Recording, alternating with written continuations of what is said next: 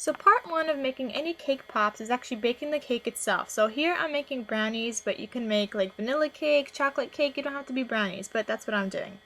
So following directions on the back, I'm going to preheat my oven to 350 degrees.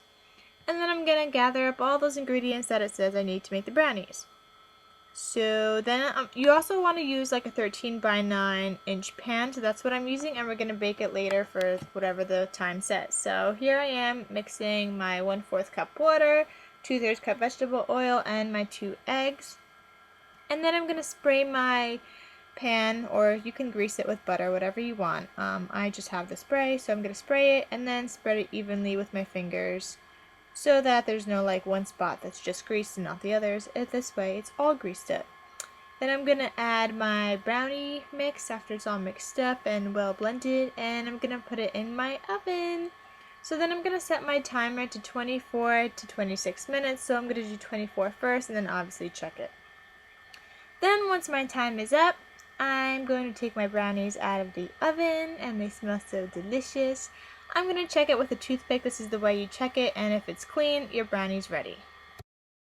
So part two is actually making the cake pops into a ball shape. So first we're going to cut off the edges of our brownie, because this part is not going to be used in our cake pop mixture thingamabob. And so you can feel free to eat the edges, which is the best part of the brownie anyway. Then you can destroy the brownie, or you can cut it up into pieces. I just chose to destroy it because it's going to get crumbled up anyway. And then crumble it up some more with a knife or spoon or whatever you want. Take some chocolate icing or frosting, whatever you want to call it. This doesn't have to be decorative icing, but that's just what I had. And I'm first putting it into a 1/4 cup measurer thingy.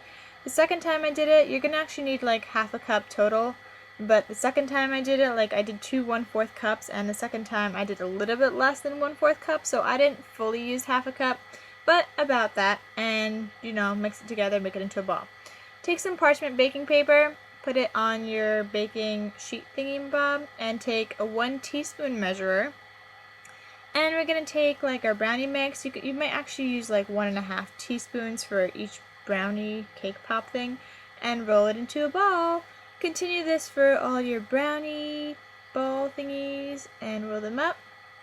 And then we're going to put this in the freezer for 2 hours. So move whatever you have to in your freezer and make sure they're in there for 2 hours. Part 3 is making the brownies look like lollipops and attaching the lollipop stick. So the first pot I have with water, and we're going to take almost to boiling point but not completely. And then we have another pot with chocolate. Then you're going to put this over the heat, because the boiling water, well, not boiling completely, but simmering water and the chocolate, and it's going to melt the chocolate. So that's what we have. Then you're going to take some lollipop sticks and a toothpick. So take a cake pop, put a toothpick in it, make like a little hole, roll it around a little bit, don't make it too big. Dip your lollipop stick into the melted chocolate, and then you're going to stuff that into where you made the hole in the cake pop with the toothpick.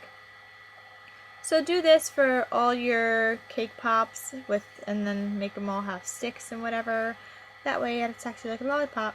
And put that back in the freezer for about like 10-15 minutes. Then part 4 is finishing up the brownie cake pops and covering them in chocolate. So here they are, all out of the freezer, and the stick is stuck to my cake pop. And we're going to use a drainer, upside down drainer, to put the stuff in, and sprinkles.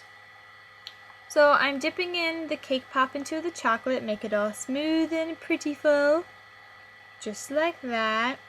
And then I'm going to take my sprinkles and dip the chocolate in there with my cake pop.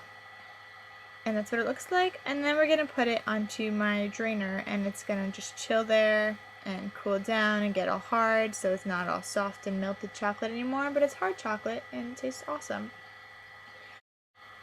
Remember, you can store these cake pops into your freezer for about a week, and while they're drying, some cake pops may fall off like mine did, but that's okay, you still have the rest. And I hope you guys like this video, so enjoy your cake pops, and yum yum.